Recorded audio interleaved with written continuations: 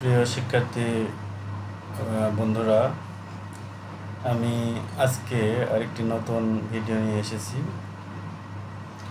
নবম দশম শ্রেণীর ইংরেজি প্রথম পত্রের মূল বইয়ের একটি অতি গুরুত্বপূর্ণ প্যাসেজ, যে প্যাসেজটি বিভিন্ন গুরুত্বপূর্ণ পরীক্ষায় এসে থাকে। প্যাসেজটি মূল বইয়ের ইউনিট 4 লেসন 6 অত্যন্ত গুরুত্বপূর্ণ একটি প্যাসেজ। আমি আজকে তোমাদেরকে খুবই সহজ এবং সাবলীল ভাষায় প্যাসেজটি বাংলা করব। আশা করি তোমরা যদি ভিডিওটি দেখো তাহলে তোমাদের প্যাসেজ থেকে যে প্রশ্নগুলো হয় সে প্রশ্নগুলো সমাধান করতে অনেকটাই হেল্পফুল হবে বলে আমি মনে করি। তো বন্ধুরা, চলো আজকে শুরু করি। এই প্যাসেজের মূল টাইটেলটা হলো পহেলা বৈশাখ। এটা আমাদের বাংলাদেশের জাতীয় জীবন অত্যন্ত গুরুত্বপূর্ণ একটি বিষয়। তো চলো আমরা প্যাসেজটা পড়ি এবং আমি এটার খুবই সহজভাবে বাংলা করে উপস্থাপন করব। প্রত্যেকটি শব্দ ধরে ধরে বাংলা করে দিব। তোমরা এটা খাতায় লিখে বারবার প্র্যাকটিস করলে আমি মনে করি এই প্যাসেজ সম্পর্কে আর কোনো সমস্যা তোমাদের থাকবে না। প্রথম যে সেন্টেন্সটি আছে সেটি হলো Pohela Boishakh is the first day. Pohela Boishakh হয় প্রথম দিন of Bangla new year. Bangla new মানে নতুন, ইয়ার মানে বছর, নতুন বছরে। অর্থাৎ আমরা নিজেদের মতো যদি বাংলা করি এই সেন্টেন্সটা, তাহলে এমন আসে যে বাংলা নতুন বছরের প্রথম দিনটি হলো পহেলা বৈশাখ। পরের সেন্টেন্সে বলছে the day is a public holiday. এই দিনটা, পাবলিক মানে গণ, পাবলিক মানে মানুষ, পাবলিক মানে জনগণ। তো জনগণের ছুটির দিন, এটা যদি বলি বাংলা শুনতে একটু খারাপ লাগে, মানে বাংলাটা শুনতে ভালো লাগে না। তো এইখানে পাবলিক বলতে আসলে ছুটির দিনকে বোঝানো হয়েছে, সরকারি ছুটির দিন। তাহলে দিনটি হয় একটি সরকারি ছুটির দিন। This day has a special significance. This day has a special significance. এই দিনটি, দিস মানে এই, ডে মানে দিন, এই দিনটির, হ্যাজ মানে আছে, এই দিনটির আছে এ স্পেশাল সিগনিফিক্যান্স মানে একটি বিশেষ গুরুত্ব, ফর আস আমাদের জন্য, as it is a part of Bengali. এই অ্যাজ মানে এখানে হচ্ছে কারণ, কারণ হলো it is a part of Bengali culture. এটা হচ্ছে পার্ট মানে অংশ, কিসের অংশ? অফ বেঙ্গলি কালচার, বাংলা কালচারের একটি অংশ। অ্যান্ড দ্য ট্রেডিশন মানে বাংলা সংস্কৃতি এবং ট্রেডিশন মানে ঐতিহ্য, সংস্কৃতি এবং ঐতিহ্য এর দুটোই কিন্তু ভিন্ন বিষয়। এটা হয়তো একসময় আলোচনা করব, তো তোমরা জাস্ট বাংলাটা বুঝে নাও। সংস্কৃতি এবং ঐতিহ্যের একটি অংশ হলো অংশ, এবং এই দিনটি আমাদের জন্য খুবই গুরুত্বপূর্ণ, স্পেশাল সিগনিফিক্যান্স আছে।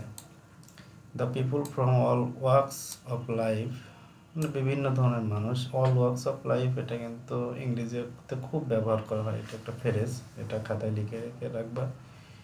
এটার অর্থ হলো অল ওয়ার্কস অফ মানে সকল ধরনের, all kinds of, all works of, এগুলো একই অর্থ। লাইফ আমাদের জীবনে, irrespective of their ethnic identity or religious belief। অর্থাৎ irrespective মানে নির্বিশেষে, আমরা যখন বলি না যে অমুক তমুক এরকম, নির্বিশেষে সবাই, বাংলা এরকম বাংলায় বলি। তো এই নির্বিশেষে কথাটার অর্থ দেয় হচ্ছে রেসপেক্টিভ অফ, এটাও তোমরা লিখে নিও। দেয়ার ইথনিক আইডেন্টিটি, তাদের মানে জাতিগত পরিচয়।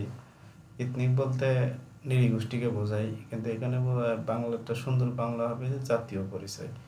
অর রিলিজিয়াস বিলিভ, অর ধর্মীয় বিশ্বাস। Celebrate the day with traditional festival, হ্যাঁ সেলিব্রেট করে এই দিনটি উইথ ট্রেডিশনাল ফেস্টিভ্যাল, হ্যাঁ এর সাথে থাকে ঐতিহ্যগত যে ফেস্টিভিটিস, মানে ট্রেডিশনাল অনুষ্ঠানের মাধ্যমে, হ্যাঁ মানে সকল ধরনের মানুষ, যেমন কেউ আছে হিন্দু মুসলমান ধর্মীয় দৃষ্টিভঙ্গিতে, আবার নৃগোষ্ঠীর দিক থেকে চাকমা মারমা আমাদের বাঙালি সবাই আসলে মিলে এই দিনটি পালন করে। অন দিস ডে, এই দিনে the whole of Bangladesh, whole মানে সকল বাংলাদেশের সবাই ইজ অ্যান ফেস্টিভ মুড, সব কিছু মানে একটা উৎসবমুখর পরিবেশে থাকে। The day inspires people to start life with renewed hopes inspiration, দিনটি ইন্সপায়ার করে মানে অনুপ্রেরণা দেয় মানুষদেরকে, পিপুলদেরকে টু স্টার্ট লাইফ, হ্যাঁ জীবন শুরু করতে, উইথ রিনয়েড হোপস ইন্সপাইরেশন, মানে নতুন নতুন আশা আকাঙ্ক্ষা নিয়ে, হ্যাঁ নতুন একটা বছর শুরু করার অনুপ্রেরণা আমাদেরকে দেয়। এভরি ইয়ার প্রত্যেক বছর the day is celebrated traditionally, দিনটি উদযাপিত হয় ঐতিহ্যগতভাবে। People wake up early in the morning, মানুষ ওয়েক আপ এগুলো অর্থ ঘুম থেকে ওঠা, আর্লি মানে খুব সকালে, ইন দ্য মর্নিং সকালে, খুব ঘুম থেকে সকালে ওঠে। হ্যাভ এ বাথ মানে গোসল করে, অ্যান্ড ওয়ার ট্রেডিশনাল ক্লোথেস, এবং ঐতিহ্যবাহী পোশাক আশাক পরে, ওয়ার মানে পরা আর ক্লোথেস মানে পোশাক। ওমেন ওয়ার হোয়াইট শাড়িজ, মহিলারা পরে সাদা শাড়ি, উইথ রেড বর্ডার, মানে সাদা শাড়ির চারপাশে রেড বর্ডার থাকে, মানে তোমরা দেখবে যে পোশাকের যে শাড়িগুলো। অ্যাডন দেমসেলফ উইথ কালারফুল চুরিজ, এবং অ্যাডন মানে হচ্ছে অলঙ্কৃত করা, হ্যাঁ গহনা টহনা পরলে এটা অলঙ্কৃত হয়, তাদের নিজেদেরকে অলঙ্কৃত করে। উইথ কালারফুল চুরিজ, কালারফুল চুরি পরে, তারপরে ফ্লাওয়ার্স মানে ফুল। While men dress themselves in panjabi and panjabis, অন্যদিকে হোয়াইল মানে অপরদিকে বা অন্যদিকে, হ্যাঁ পুরুষরা ড্রেস পরে তাদেরকে পোশাকে সজ্জিত করে ইন পাঞ্জাবি এবং পায়জামা দিয়ে, পাঞ্জাবি, হ্যাঁ। It is a day when people love eating traditional food, এই দিনে মানুষ ঐতিহ্যবাহী খাবার খেতে লাভ করে মানে পছন্দ করে। One of the most colourful events of the day is held in Dhaka, ঢাকাতে বেশ একটি কালারফুল ইভেন্টস মানে খুব রঙিন বা খুবই সুন্দর অনুষ্ঠানগুলো হয়। আর্লি ইন দ্য মর্নিং, খুবই সকালে। People in hundreds of and thousands pour in from all directions to attend the cultural function in Ramna Batmul organized by Sayanat. বিশাল বড় একটা সেন্টেন্স, আমি ভেঙে ভেঙে বাংলা করি।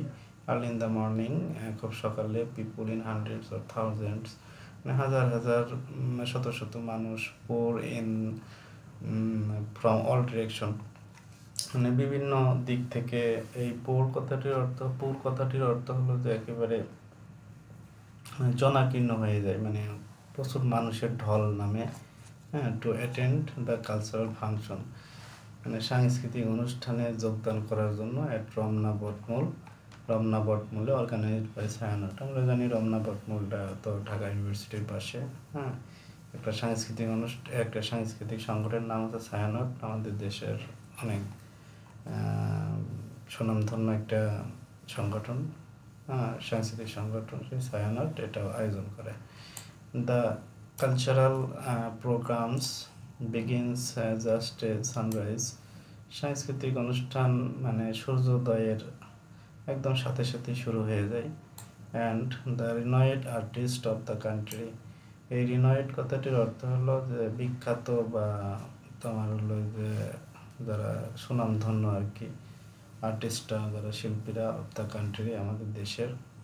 হ্যাঁ, টেক পার্ট, এই যে টেক পার্ট দেখছো, টেক পার্টটা কিন্তু এর আগে আমার ভিডিওগুলো দেখছো, আমি টেক পার্ট সম্পর্কে বলেছি। টেক পার্ট খুবই গুরুত্বপূর্ণ একটা গ্রুপ ভার্ব, এটা বিভিন্ন জায়গায় ব্যবহৃত হয়। টেক মানে নেওয়া, কিন্তু টেকের পরে যখন পার্ট হয় তখন এটার বাংলা হয় যে অংশগ্রহণ করা। ইন ভেরিয়াস প্রোগ্রাম, বিভিন্ন প্রোগ্রামে অংশগ্রহণ করে যারা খুবই নাম করা যেসব শিল্পীরা। That starts with the famous Thakur song এসো হে বৈশাখ। অনুষ্ঠানটি শুরু হয় এই যে রবীন্দ্রনাথ ঠাকুরের এই এসো হে বৈশাখ গান দ্বারা। Artist also sing traditional folk song, আর্টিস্টরা আরও গান গায় ট্র্যাডিশনাল ফোক সংস, মানে ঐতিহ্যবাহী। ফোক সং মানে হচ্ছে লোকসঙ্গীত, ওই যে যেসব লোকসঙ্গীত, এটা সম্পর্কে জানো। And perform classical dances to the rhythm of music instrument. এবং ক্লাসিক্যাল যে ড্যান্সগুলো আছে সেগুলো হচ্ছে মিউজিকের যে তাল, রিদম মানে হচ্ছে তাল বা বাজনা। হ্যাঁ, মিউজিকের তালের সাথে বা বাজনার সাথে তারা ড্যান্স করে। People also came to join the colourful procession. মানুষজন এই মানে বিভিন্ন রঙিন মিছিল বা ইয়া নিয়ে তারা ওখানে একত্রিত হয়। The biggest carnival of the country, এই কার্নিভাল মানে অনুষ্ঠান, মানে সবচেয়ে বড় অনুষ্ঠান অফ দ্য কান্ট্রি দেশের।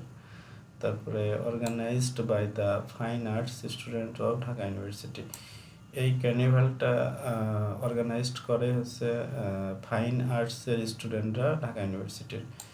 The procession usually displays the traditional practice of Bengali culture. হ্যাঁ, তাহলে এখানে বলছে যে দ্য প্রসেশন মানে মিছিলটি সচরাচর ডিসপ্লেস প্রদর্শন করা হয় the traditional practices of Bengali culture, মানে বাংলা কালচারের যে ঐতিহ্যবাহী যে প্র্যাকটিস বলতে এখানে আমাদের পূর্বপুরুষেরা যেসব কাজকর্ম করতো বা যেভাবে সেগুলো হলো ওই যে অনুষ্ঠান যে র্যালিটা হয় বা প্রসেশন হয়, হ্যাঁ, সভা হয়, সেখানে এগুলো তুলে ধরা হয়। তারপরে the contemporary worries or happiness in the national life, জাতীয় জীবনে কন্টেম্পোরারি কথাটি হলো সমসাময়িক বা বর্তমান। হ্যাঁ, বর্তমান যে সুখ বা দুঃখ, যেগুলো ওয়ারিজ মানে দুঃখ কষ্ট, হ্যাপিনেস মানে সুখ দুঃখ আছে আমাদের জাতীয় জীবনে, হ্যাঁ, সেগুলোও কিন্তু তুলে ধরা হয়। It attracts an increasing number of foreign tourist every day, এটা